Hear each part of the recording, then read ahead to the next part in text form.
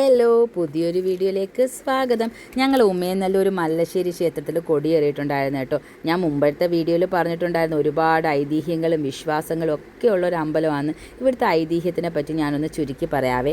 വർഷങ്ങൾക്ക് മുമ്പ് ഒരു മഹാപ്രളയകാലത്ത് ഈ പ്രദേശം ആകെ ജലത്തിൽ മുങ്ങിപ്പോയിട്ടുണ്ടായിരുന്നു. ക്ഷേത്രത്തിലെ പൂജകളൊക്കെ മുടങ്ങിയിട്ടുണ്ടായിരുന്നു. അങ്ങനെ ദേവപ്രശ്ന വിധി പ്രകാരം ദേവിയെ ഉമ്മയെന്നല്ലൂർ സുബ്രഹ്മണ്യ ക്ഷേത്രത്തിലേക്ക് നിത്യപൂജകൾ ചെയ്യാൻ വേണ്ടി മാറ്റി. 3 ആണ്ടുകൾ കൂടുമ്പോൾ കുംഭമാസത്തിലെ വെള്ളിയാഴ്ച നാളിൽ ഉമ്മയെന്നല്ലൂർ ക്ഷേത്രത്തിലെ ദീപാരാധനയ്ക്ക് ശേഷം ചൂട്ടുകെട്ടും ചെണ്ടമേളവും കമ്പടിമേളവും സ്ത്രീകളും കുട്ടികളും അടക്കം താലപ്പൊലിയോടുകൂടി ദേവിയെ ഭക്തിപൂർവ്വം പച്ചയോലയിൽ നിർമ്മിച്ച് ക്ഷേത്രത്തിലേക്ക് ആചാര അനുഷ്ഠാനങ്ങളോടുകൂടി കുടിയിരുത്തും. അപ്പോഴത്തേക്ക് അന്നാണ് നമ്മുടെ ഈ അമ്പലത്തിലേക്ക് ഉത്സവം തുടങ്ങുന്നത് കേട്ടോ.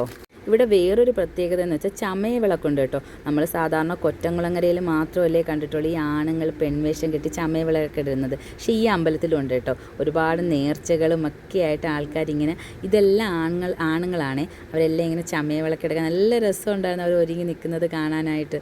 അല്ലെങ്കിൽ ഇപ്രാവശ്യത്തെ ഉത്സവത്തിന് ഒരുപാട് പ്രത്യേകതകളുണ്ടായിരുന്നു കേട്ടോ. നല്ല രസമുണ്ടായിരുന്നു കണ്ടുകൊണ്ട് നിൽക്കാനായിട്ട്. ഇതൊക്കെ ഉണ്ടല്ലോ, ഇതെല്ലാം ഈ കരയുടെ വേഷം ഇതൊക്കെ കാണുമ്പോൾ എൻ്റെ മോള് ഭയങ്കര കരച്ചിലായിരുന്നു. തല പോലും പൊക്കുന്നില്ലായിരുന്നു. ഇതെന്ന് വെച്ചാൽ നമ്മൾ അടുത്തോട്ട് ഇങ്ങനെ ഓടി വരും. നമുക്ക് തന്നെ പേടിയാണ്. അപ്പം പിന്നെ പിള്ളേരെ കാര്യം പറയണ്ടല്ലോ.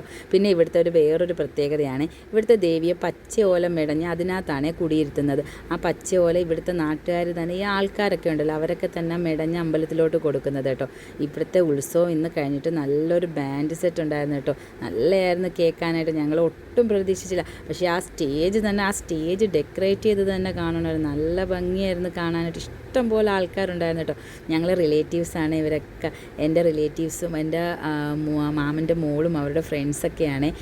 മാമനും മാമി എല്ലാവരും ഉണ്ടായിരുന്നു. വെച്ചാൽ ആ നാട്ടിലുള്ള എല്ലാ ആൾക്കാരും ഉണ്ടായിരുന്നു കേട്ടോ. ഇപ്രാവശ്യത്തെ ഈ ഒരു അത്രയ്ക്കൊരു പ്രത്യേകത ഉണ്ട്. നല്ല രസമുണ്ടായിരുന്നു കണ്ടുകൊണ്ടിരിക്കാനായിട്ട്.